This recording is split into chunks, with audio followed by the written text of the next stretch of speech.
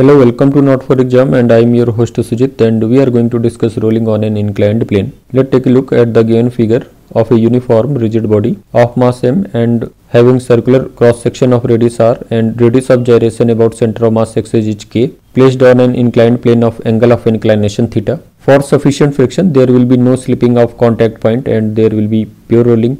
For this case, A is equal to R alpha, and for translation motion, net force mg sin theta minus f is equal to mass into acceleration, that is m into A. And for rotational motion about center of mass axis, torque about center of mass is equal to F into R, that will be equal to ICM into alpha, or F into R is equal to mk square into alpha. From equation 1, mg sin theta minus mk square by R into alpha will be equal to m into A, and since alpha is equal to A upon R for pure rolling, therefore we get A is equal to g sin theta upon 1 plus k square by r square. And from the above relation, F will be mk square by r square into A, that will comes out to be mg sin theta upon 1 plus r square by k square, which is the required friction force to prevent slipping or maintain pure rolling. Therefore, maximum value of friction force applied by the surface, that is mu n, must be greater than or equal to mg sin theta upon 1 plus r square by k square, or mu mg cos theta greater than equal to mg sin theta upon 1 plus r square by k square, or mu greater than equal to tan theta upon 1 plus r square by k square. Therefore, minimum coefficient of friction required for pure rolling will be tan theta upon 1 plus r square by k square. Now let the body is released from rest.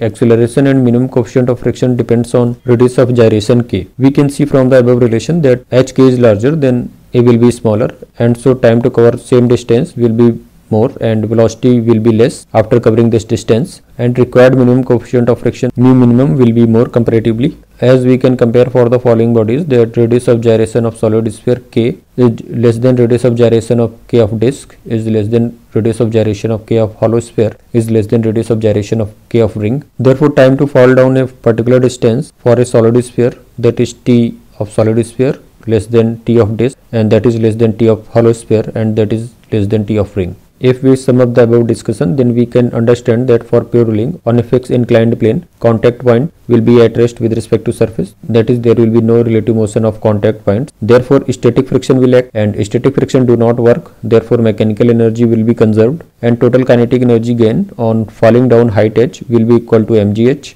And if initial velocity is 0, then translational kinetic energy at bottom is half mv square, and rotational kinetic energy is half I omega square, that is half mk square into v square by r square, and therefore total kinetic energy is half mv square 1 plus k square by r square, or kinetic energy of translation into 1 plus k square by r square, that is equal to mgh. Therefore, kinetic energy of translation is equal to mgh upon 1 plus k square by r square. And we can see that if radius of gyration is larger, then kinetic energy of translation is comparatively smaller, and kinetic energy of rotation will be comparatively larger. Thanks for watching Not for Exam, and we will see you next time.